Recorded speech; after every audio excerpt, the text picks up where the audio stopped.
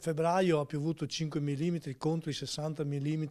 degli anni precedenti, i serbatoi a monte sono sotto media del 60%, la neve è sotto media del 30%, le falde freatiche che a noi servono molto sono sotto dai 50 a 1 metro, quindi una situazione chiaramente di difficoltà che vede i consorzi di bonifica oggi dare la possibilità alle aziende agricole di aprire tra qualche giorno gli impianti irrigui, ma a metà maggio, se non cambia la situazione, siamo già a secco. Sono dati preoccupanti quelli che la CIA diffonde per quanto riguarda la situazione delle piogge nella nostra regione. Dopo un 2022 drammatico che ha presentato un conto di quasi 1 miliardo di danni per il comparto agricolo, le prospettive per il 2023 sono ancora più nere.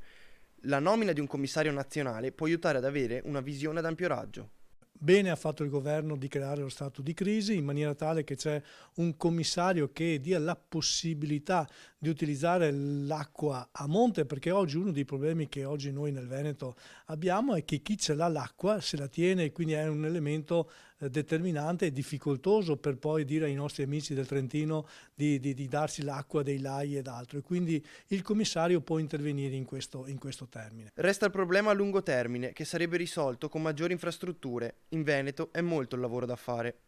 Negli anni si è fatto molto nelle regioni del sud, molto poco nelle regioni del nord, o meglio, nelle regioni del nord si è guardato al tipo di irrigazione che si davano nelle aziende e quindi si è cercato di valorizzare sempre di più i sistemi irrigui, quindi con i plurirrigui, utilizzando sempre i sistemi di irrigazione che diano la possibilità di utilizzare poca acqua nel momento in cui vi è la necessità. Non si è lavorato nelle infrastrutture e quindi nei canali e nei bacini, quindi siamo sicuramente indietro di moltissimi anni e su questo dobbiamo lavorarci. E delle cosiddette banche dell'acqua, ovvero i bacini in grado di raccogliere acqua per i periodi di magra dal Vanò in giù, non si sente più parlare. Si torna a chiedere alla regione di intervenire sulla questione rimasta in sospeso degli invasi e le banche dell'acqua.